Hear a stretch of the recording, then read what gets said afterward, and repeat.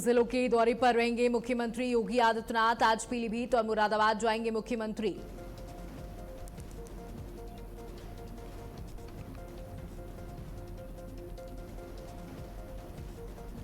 राम मंदिर चढ़ावा चोरी मामले में चंपत राय और अनिल मिश्रा के बयान दर्ज। पुलिस ने दोनों के बयान दर्ज किए। आगे की कार्रवाई लगातार जारी।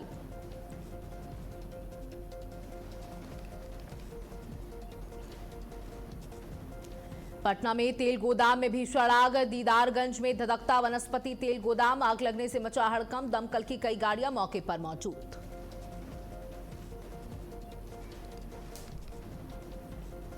मुंबई में झमाझम बारिश। कई इलाकों में हुई बारिश। सड़कों पर भरा लबालब पानी। लोगों को आवाजाही में हो रही भारी परेशानी।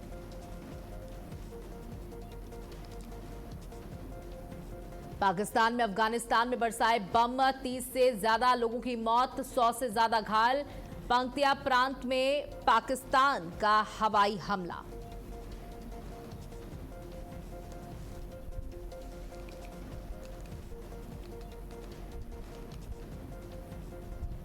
नमस्कार, आप देख रहे हैं भारत अपडेट। मैं हूं आपके साथ सौम्या अवस्थी। बुलेटिन की शुरुआत करेंगे जहां राम मंदिर चंदा चोरी मामले से जुड़ी ये बड़ी खबर। राम मंदिर चंदा चोरी मामले पर सुप्रीम कोर्ट का बड़ा फैसला। जल्द सुनवाई से सुप्रीम कोर्ट ने किया साफ इनकार। कहा इतनी जल्दबाजी क्यों? मामला रेगुलर बेंच के पास भेजा गया। छुट्टियों के बाद होगी याचिका पर सुनवाई। याचिका पर एफआईआर दर्ज करने की मांग। सीबीआई की एसआईटी से जांच की मांग की गई। तो राम मंदिर चंदा चोरी मामले पर सुप्रीम कोर्ट का बड़ा फैसला। जल्द सुनवाई से सुप्रीम कोर्ट ने किया साफ तौर पर इनकार। रेगुलर बेंच के पास मामले को भेजा गया है। बड़ी खबर आपको दे दें, जहां छुट्टियों के बाद होगी याचिका पर सुनवाई। याचिका पर एफआईआर दर्ज करने की मांग की गई है। सीबीआई की एसआईटी से जांच की भी मांग की गई है। सुप्रीम कोर्ट ने साफ तौर पर पूछा इतनी जल्दबाजी ऐसे मामले में क्यों दिखाई जा रही है। तो राम मंदिर चढ़ावा चोरी मामले में बड़ी खबर सामने आई। चढ़ावा चोरी केस की जांच में पुलिस लगातार कड़ी भूमिका निभा रही है। उसी बीच सुप्रीम कोर्ट ने यह बड़ा सवाल पूछ लिया कि इतनी जल्दबाजी क्यों की जा रही है। अब अगली सुनवाई छुट्टियों के बाद ही की जाएगी। राम मंदिर चढ़ावा चोरी मामले में सुप्रीम कोर्ट का तत्काल सुनवाई से साफ इनकार। पूछा इतनी जल्दबाजी क्यों? बता दें कि याचिकाकर्ता ने कोर्ट से कहा है कि सीबीआई की अगुवाई में एक टीम बनाकर समय सीमा के भीतर जांच कराई जाए। यह जांच कोर्ट की निगरानी में हो। याचिकाकर्ता ने इस मामले को तुरंत सुनने की अपील की थी, लेकिन सुप्रीम कोर्ट ने इस बात से साफ इनकार कर दिया। तो देखिए, अयोध्या के राम मंदिर में जो चढ़ावा चोरी का मामला है वो लगातार तूल पकड़ता जा रहा है। कोर्ट ने याचिका दायर करने वाले से सीधा सवाल भी पूछा कि आखिर इसमें इतनी जल्दबाजी की बात क्या है। अब ये मामला कोर्ट की छुट्टियों खत्म होने के बाद सुनाया जाएगा। राम जन्मभूमि ट्रस्ट पर पैसों के गलत इस्तेमाल का आरोप लगाया गया है। इसी आरोप को लेकर सुप्रीम कोर्ट में एक याचिका दाखिल की गई थी। याचिका दाखिल करने वाले व्यक्ति ने मांग की है कि इस मामले में एफआईआर दर्ज की जाए। उनका कहना है कि ट्रस्ट के पैसों में कुछ गड़बड़ी हुई है और इसकी जांच होनी ही चाहिए। याचिकाकर्ता ने सिर्फ एफआईआर दर्ज करने की मांग नहीं की है, बल्कि एक और बड़ी मांग रखी है। उन्होंने कोर्ट से कहा है कि इस मामले की जांच एक विशेष टीम से कराई जाए।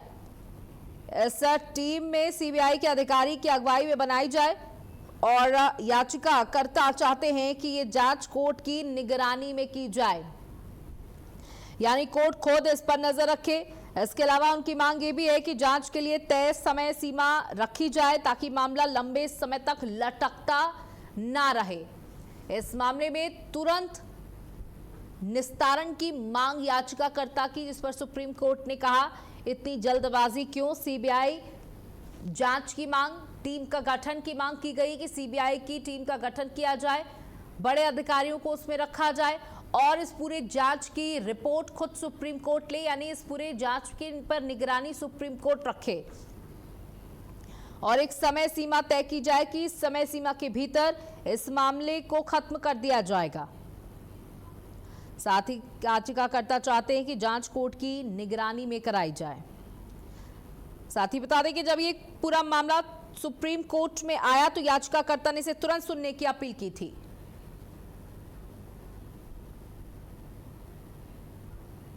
हमारे साथ हमारे सहयोगी स्नेह कमल जुड़ चुके हैं। स्नेह कमल, देखिए सुप्रीम कोर्ट ने साफ इनकार कर दिया कि इतनी जल्दबाजी की जरूरत नहीं है, गर्मी की छुट्टियां खत्म हो जाने दीजिए, उसके बाद इस पूरे मामले पर सुनवाई होगी। लेकिन याचिकाकर्ता का कहना है कि सीबीआई की जांच हो और कोर्ट खुद इस पूरे मामले पर निगरानी रखे।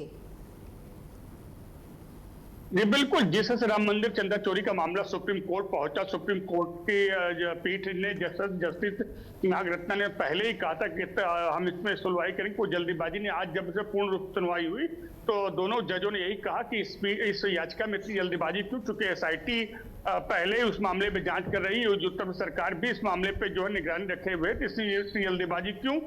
पीठ ने स्पष्ट कहा कि यह अभी हमारी अवकाशकालीन पीठ है, जब पूर्णकालीन पीठ छुट्टी के बाद शुरू होगी तब इस मसले में हम सुनवाई करेंगे। वहीं याचिकाकर्ता दोनों अधिवक्ताओं ने कहा कि हम चाहते हैं पूरे मामले की जो है जांच सीबीआई की एक विशेष जो है दल करे और पूरे मामले की निगरानी सुप्रीम कोर्ट करे। लेकिन सुप्रीम कोर्ट ने स्पष्ट कहा कि अभी इतनी जल्दबाजी न दिखाएं, क्योंकि यह अवकाशकालीन पीठ है, जब पूर्णकालीन पीठ छुट्टियों के बाद शुरू होगी तब इस मामले पर हम सुनवाई करेंगे। बिल्कुल, देखिए याचिकाकर्ता का साफ तौर पर कहना है कि इस पूरे मामले पर एक डेडलाइन तय हो, कि इस डेडलाइन तक, समय सीमा तक इस पूरे मामले का निस्तारण हो जाएगा, हर एक आरोपी को पकड़ लिया जाएगा और दोबारा इस तरीके की घटना की पुनरावृत्ति नहीं होगी, क्योंकि सीबीआई की जांच कराई जाए तभी हमें भरोसा होगा, टॉप अधिकारियों को इसमें सम्मिलित किया जाए और जब ये पूरी जांच सीबीआई कर रही हो तो इस पूरी जांच की निगरानी सुप्रीम कोर्ट करे। ये तमाम याचिकाएं रखी गई हैं, मांग रखी गई सुप्रीम कोर्ट के सामने याचिकाकर्ता के द्वारा।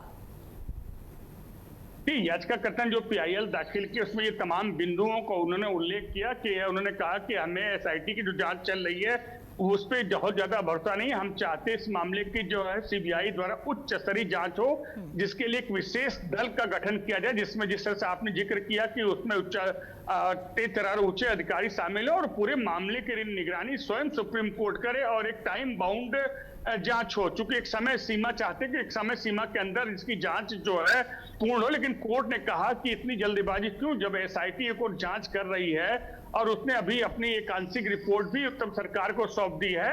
और क्योंकि पीठ ने स्पष्ट कहा कि ये अभी सुप्रीम कोर्ट की अवकाशकालीन पीठ है, जब पूर्णकालीन पीठ शुरू होगी छुट्टियों के बाद अब इस मामले पर हम पूर्ण स्वरूप से सुनवाई करेंगे। बिल्कुल, देखिए स्नेह कमल, ये जो मामला है ये लगातार बढ़ता चला जा रहा है। जो आरोपी हैं, जिन 8 लोगों पर आरोप दर्ज किया गया है, एफआईआर दर्ज की गई है, और उनमें से कई ऐसे नाम हैं जिनके परिवार वालों के पास भी बड़ी संख्या में मकान मौजूद हैं, संपत्ति मौजूद है, लेकिन अगर उनकी पिछली स्थिति की बात की जाए, आज से 2 साल 3 साल पहले की उनकी फाइनेंशियल कंडीशन की बात की जाए, तो वो इतने सक्षम नहीं थे कि उनके पास 3-3 4-4 मकान हो।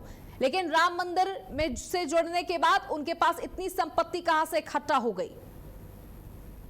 बिल्कुल, ये सब चीजें जांच के पहलू हैं, जांच का बिंदु है, लेकिन कहीं न कहीं सवाल उठना, जैसा से आपने जिक्र किया, उसका सवाल उठना लाजमी है, क्योंकि अगर कोई भी व्यक्ति अगर 2 साल पहले उसकी आर्थिक स्थिति बहुत अच्छी ना हो और राम मंदिर जुड़ने के बाद अचानक से उसकी संपत्ति में अगर इजाफा हो तो कहीं न कहीं शक सुई उस तरफ बढ़ाती है। और जिस तरह से 8 आरोपियों का आपने जिक्र किया, जिनके ऊपर आरोप लगभग 8 करोड़ गबन का है, और जो जांच टीम है अब तक लगभग 78 लाख रुपए की बरामदगी इन आरोपियों के पास से कर चुकी है। कई प्रॉपर्टियों को दस्तावेज भी इनसे मिले हैं। तो कुल मिलाकर कहीं न कहीं ये सवाल उठना लाजमी है, बिल्कुल वाजिब सवाल आपने किया कि जो भी आरोपी हैं जिनकी आर्थिक या माली हालत जो है कुछ साल पहले तक बहुत अच्छी नहीं थी, अचानक से उनकी माली हालत या आर्थिक स्थिति में इतना इजाफा अगर होता है तो कहीं न कहीं शक की सुइयां उनकी ओर जरूर घूमेंगी। बिल्कुल, देखिए अब ये विपक्ष का साफ तौर पर ये कहना है कि वो तो संतुष्ट नहीं है एसएसआईटी की जांच से, क्योंकि जिन लोगों पर विश्वास जताया गया, जो ट्रस्ट के पदाधिकारी थे, जो बड़े पदों पर आसीन लोग थे, क्या इस्तीफा देने मात्र से ही उनकी जवाबदेही तय हो जाती है, उनकी जिम्मेदारी पूरी हो जाती है? क्योंकि जबकि उनकी निगरानी में कथित 8 करोड़ रुपए का घपला हुआ, ये तो सिर्फ देखिए एक छोटी सी मुझे संख्या नजर आने लगी है। जी बिल्कुल, जिस तरह से विपक्ष का लगातार जो है आरोप है राम मंदिर ट्रस्ट पर या ट्रस्ट से जुड़े पदाधिकारियों पर, कहीं न कहीं ये सवाल उठना वाजिब है। और ये बिल्कुल याद रखें, चूंकि आने वाला अगला वर्ष उत्तर प्रदेश का चुनावी वर्ष है, तो बिल्कुल इस विपक्ष इस मुद्दे को अपने हाथ से जाने बिल्कुल देना नहीं चाहेगा। और इस मुद्दे पर लगभग जमकर राजनीति भी होनी शुरू हो चुकी है और ये चुनाव तक यूं ही चलती रहेगी। बिल्कुल, बहुत बहुत शुक्रिया स्नेह कमल, आप हमारे साथ जुड़े, जानकारी साझा की। चलिए आगे बढ़ते हैं, जहां अयोध्या के फैजाबाद बार संघ का बड़ा फैसला। आरोपियों का केस नहीं लड़ेंगे वकील। आज बार एसोसिएशन की मीटिंग हुई है जिसमें यह बड़ा फैसला लिया गया, जहां साफ तौर पर कहा गया कि इन आरोपियों का केस नहीं लड़ा जाएगा जिन्होंने राम मंदिर में धांधली की है, चोरी की है। ऐसे आरोपियों का केस हम नहीं लड़ेंगे। तो बार संघ का बड़ा फैसला, फैजाबाद बार संघ का बड़ा फैसला, आरोपियों का केस नहीं लड़ेंगे वकील। आज बार एसोसिएशन की मीटिंग हुई जिसमें यह बड़ा फैसला तय किया गया कि आरोपियों का केस नहीं लड़ा जाएगा, आरोपियों का केस नहीं लड़ेंगे अधिवक्ता। आज बार एसोसिएशन की मीटिंग में यह बात तय की गई। तो देखिए, बड़े कड़े फैसले लिए जा रहे हैं आम जनता की तरफ से, अधिवक्ताओं की तरफ से। और देखिए, प्रशासन भी लगातार जुटा हुआ है कि ऐसे आरोपियों को कटघरे में उनकी जगह है, राम मंदिर जैसे पवित्र स्थानों पर उनकी जगह नहीं है, उनकी जगह जेल में है और कार्रवाई होगी। वही आरोपियों का केस ना लड़ने की बड़ी बात कह दी है। यहां पर बार एसोसिएशन की मीटिंग के बाद ये बड़ी बात, ये बड़ा फैसला सुनाया गया। बार संघ ने यह तय किया है कि जितने भी 8 आरोपी अभी तय किए गए हैं उनका केस नहीं लड़ा जाएगा, और अगर आरोपियों की संख्या बढ़ती है तब भी उनका केस नहीं लड़ा जाएगा।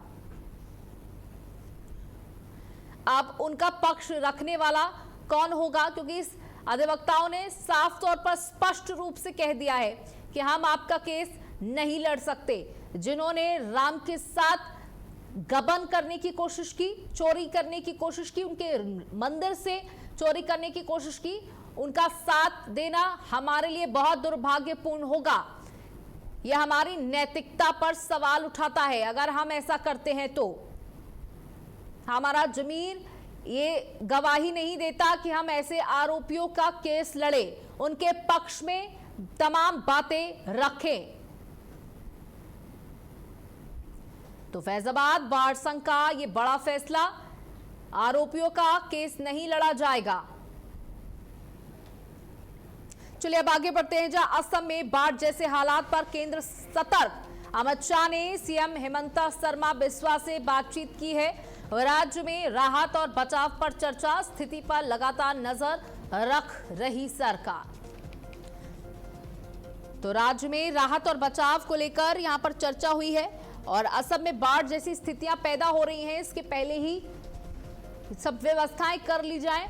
इसको लेकर गृह मंत्री अमित शाह ने असम के मुख्यमंत्री हेमंत बिस्वा शर्मा से बातचीत करते हुए हालातों का जायजा लिया है। वहीं नकली यूरिया मामले में पंजाब सरकार की बड़ी कार्रवाई। पंजाब यूरिया घोटाले में 7 अधिकारी चार्जशीट दाखिल कर दी गई है।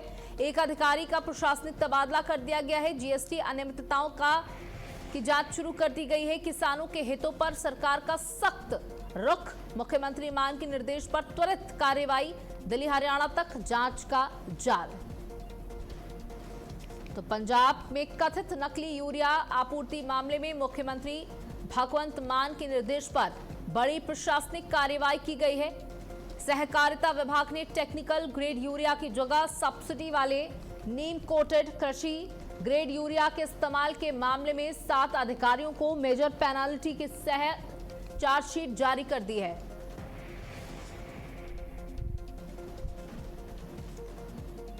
तो नकली यूरिया मामले में बड़ी कार्रवाई।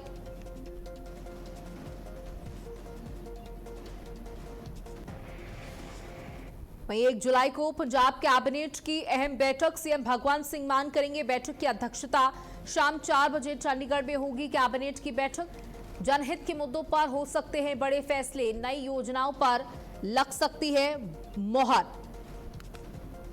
तो पंजाब सरकार ने 1 जुलाई को मंत्रिमंडल की अहम बैठक बुलाई है। मुख्यमंत्री मान की अध्यक्षता में ये बैठक चंडीगढ़ स्थित सरकारी आवास पर शाम 4 बजे बैठक होगी।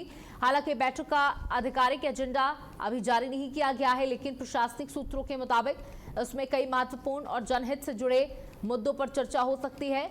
नई योजनाओं को मंजूरी देने के साथ साथ पहले से चल रही योजनाओं की समीक्षा, अन्य अहम नीतिगत फैसलों पर भी मंत्रिमंडल विस्तार और विचार हो सकता है। तो आज ये बैठक किस मुद्दे पर है, हालांकि ये अभी स्पष्ट तौर पर नहीं बताया गया, लेकिन सूत्रों के मुताबिक पंजाब की प्रगति, तमाम योजनाओं पर यहां पर चर्चा हो सकती है। 1 जुलाई को पंजाब कैबिनेट की अहम बैठक और मंत्रिमंडल विस्तार को लेकर के भी विचार रखे जा सकते हैं। वहीं कैबिनेट कृषि मंत्री सूर्य प्रताप शाही, बड़ा बयान सामने आया उनका। राम मंदिर चढ़ावा विवाद पर गरजे कृषि मंत्री सूर्य प्रताप शाही, राम विरोधियों को सवाल उठाने का अधिकार नहीं है। तो कैबिनेट कृषि मंत्री सूर्य प्रताप शाही का बड़ा बयान सामने आया है। तो राम विरोधियों को सवाल उठाने का अधिकार नहीं। देखिए, मुख्यमंत्री योगी आदित्यनाथ ने भी तमाम मंचों से यही बात साझा की कि उन लोगों को सवाल उठाने का कोई अधिकार नहीं है जिन्होंने राम भक्तों पर गोलियां चलवाने के आदेश दिए, जिन्होंने राम भक्तों पर गोलियां चलवाई, गोली चलाने के आदेश दिए और कहा कि जरूरत पड़ने पर अगर और लोगों को मारना पड़ा, गोलियां चलवानी पड़ी तो हम चलवाएंगे। उन्हें कोई अधिकार नहीं है कि वो राम मंदिर में का जो ये विवाद चल रहा है उस पर सवाल उठाएं। सरकार इस पूरे मामले पर निगरानी रखे हुए है, एसआईटी अपनी जांच कर रही है और आरोपियों को पकड़ा जा रहा है। हमें राम की चिंता इनसे ज्यादा। विपक्ष पर हमलावर होते हुए सूर्य प्रताप शाही ने कहा कि हमें सर्टिफिकेट की जरूरत नहीं और वो लोग कृपा करके इस पूरे मामले की चिंता ना करें, इस पर राजनीति और टिप्पणी ना करें। जो राम के हमेशा से विरोधी रहे हैं, जो अभी तक राम के दर्शन के लिए नहीं गए, वो राम मंदिर की इतनी चिंता कब से करने लग गए।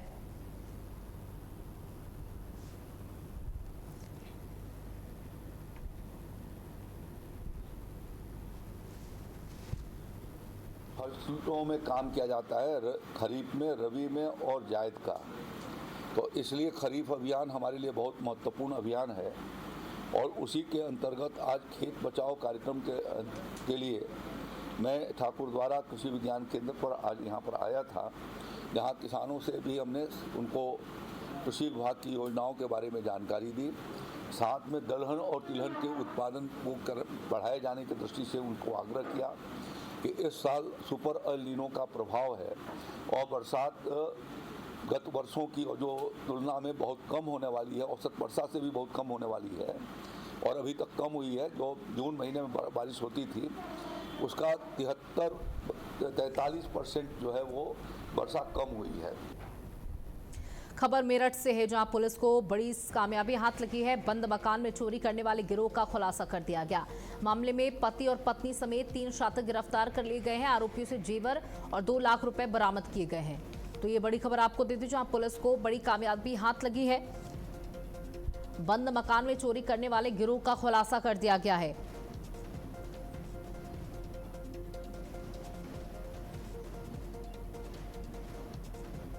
तो आरोपियों से जेवर और 2 लाख रुपए बरामद किए गए हैं। तो ये बड़ी कामयाबी पुलिस के हाथ लगी है। पुलिस को बड़ी सफलता मिली है। बंद मकान में चोरी करने वाले गिरोह का पर्दाफाश किया गया है।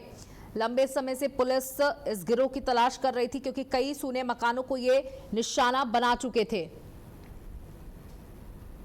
देखिए, दिनांक 20 तारीख को देर रात्रि जो वादी है राजकुमार जी, इनके घर में एक शातिर चोर द्वारा चोरी की गई थी और उसके बाद में तुरंत दिनांक 21 तारीख को सुसंगत धाराओं में मुकदमा पंजीकृत किया गया था। वरिष्ठ पुलिस अधीक्षक महोदय जनपद मेरठ सर के द्वारा इसमें टीमें गठित की गई थी और लगातार, जबकि इसका पूरा अनेक सारे सीसीटीवी का फुटेज के संकलन किया गया और इसमें जब ये पाया गया कि ये केवल एक किसी व्यक्ति का काम नहीं है, इसके पीछे एक पूरा गिरोह जो शातिर तरीके से जैसे अपराधों को अंजाम देता है जो पहले कई दिनों तक ऐसे मकान को ढूंढते हैं, उनका रेकी करते हैं, उसके बाद में घटना को अंजाम कर देते हैं।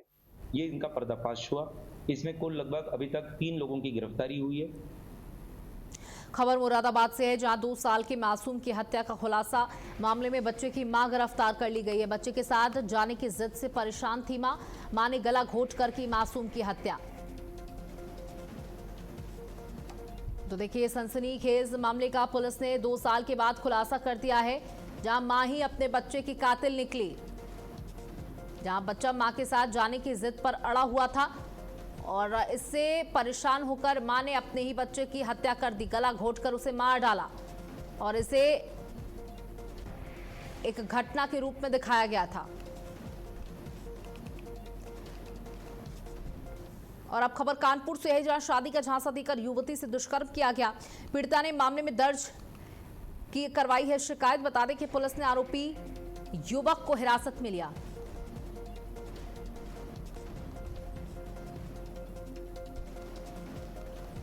तो शादी का झांसा देकर युवती से दुष्कर्म करने का आरोप लगा है। पीड़िता ने मामले में शिकायत दर्ज कराई है। पुलिस ने आरोपी युवक को हिरासत में ले लिया है। पीड़िता का कहना है कि पहले उसके साथ शादी का वादा किया गया, शारीरिक संबंध बनाए गए और उसके बाद इनकार कर दिया कि अब उस युवक को इससे शादी नहीं करनी है। इसके बाद युवती पुलिस के पास पहुंच गई अपनी शिकायत को लेकर और युवती ने बताया कि कितने लंबे समय से युवक उसके साथ शारीरिक संबंध बना रहा था, दुष्कर्म कर रहा था और जब उसने शादी की बात कही तो युवक ने इनकार कर दिया। थाना सचेनी का ये पूरा मामला है। कानपुर से आपको खबर दे रहे हैं, जब पुलिस ने आरोपी युवक को हिरासत में ले लिया है, अब उससे पूछताछ कर रही है। तो जनपद कानपुर से ये पूरा मामला सामने आया।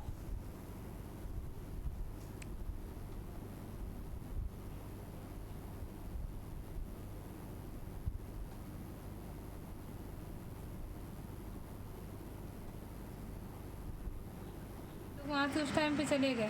दूसरे तीसरे दिन मेरे पापा का फ़ोन छीन के पापा को मारा इन लोगों ने। फिर हमें फ़ोन दिखाने आए थे नीरज कटरिया और छोटे यादव कि ये देखो तुम्हारे पापा का फ़ोन है, अगर इनकी बात नहीं मानोगी तो ये तुम्हें अभी तो फ़ोन ही छीन के मारा है, फिर जान से मार देंगे तो कुछ कर नहीं पाओगी। इसमें जयकरण यादव ने मेरे गाँव के इनका सपोर्ट किया, पूरा साथ उन्होंने दिया है। अगर मेरे पापा कहीं जाते थे तो अकेले मतलब ये वीडियो कॉल करके दिखाते थे ये तुम्हारे पापा है, अगर मेरी बात नहीं मानोगी तो इनको जान से मार देंगे। अगर बात ना मानो तो और ज़्यादा परेशान करते थे। हमें भी मारा पीटा है, होटल लेकर गए, यही बोल बोल के ब्लैकमेल करके। जेडी क्षेत्र के अंतर्गत एक पीड़िता द्वारा थाने पर सूचना उपलब्ध कराई गई कि उसके साथ एक व्यक्ति द्वारा शादी का झांसा देकर दुष्कर्म किया गया है। पुलिस द्वारा घटना गंभीरता को देखते हुए तत्काल अभियोग पंजीकृत किया गया। वह नामजद अभियुक्त को पुलिस द्वारा हिरासत में लिया गया है। प्रारंभिक जांच में यह तथ्य प्रकाश में आए हैं कि अभियुक्त व पीड़िता एक दूसरे को लगभग 2 वर्ष से जानते हैं। इस संबंध में विवेचना प्रचलित है। जांच में जो तथ्य प्रकाश में आएंगे उसके आधार पर अगली विधिक कार्रवाई। तो मिर्जापुर में बदमाशों के हौसले बुलंद है। बदमाशों ने नर्सिंग होम में तोड़फोड़ की है। रंगदारी की मांग न पूरी करने को लेकर बवाल किया। पुलिस ने 3 आरोपियों को इस पूरे मामले में हिरासत में ले लिया है। तो बदमाशों ने पुलिस पर फायरिंग करने की कोशिश की। मिर्जापुर में बदमाशों के हौसले इतने बुलंद हैं कि आप देख सकते हैं। पुलिस ने 3 आरोपियों को हिरासत में ले लिया है। नर्सिंग होम में तोड़फोड़ करने की कोशिश की है। रंगदारी की मांग न पूरी होने पर बवाल किया। देखिए, गुंडागर्दी दिखाने का प्रयास यहां पर साफ तौर पर किया गया, जिसके तहत नर्सिंग होम में तोड़फोड़ की गई। वहां पर जो मरीज मौजूद थे उन्हें डराया धमकाया गया। इससे जब पूरे मामले की शिकायत पुलिस को की गई तो पुलिस ने इन 3 आरोपियों को हिरासत में ले लिया है। पूछताछ जारी है। बदमाशों ने नर्सिंग होम में तोड़फोड़ की है।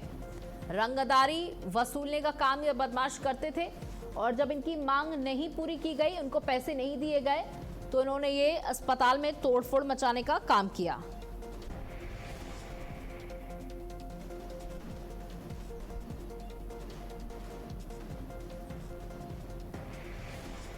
और इसी के साथ इस बुलेटिन में इतना ही। नमस्कार।